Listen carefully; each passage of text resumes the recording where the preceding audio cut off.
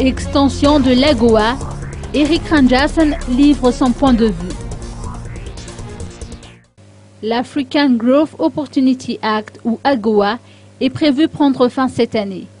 Si le Sénat américain a voté en faveur d'une extension de 10 ans de l'AGOA, on attend toujours la décision du Congrès.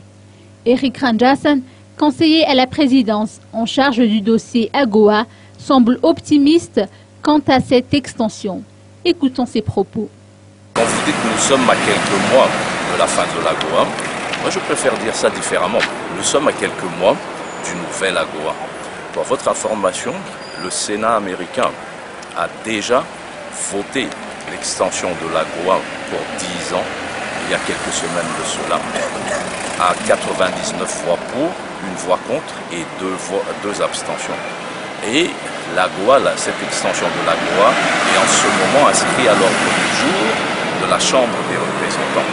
Mais très probablement, c'est toujours le Sénat américain qui donne le ton. Et très probablement, cette extension de l'AGOA sera adoptée.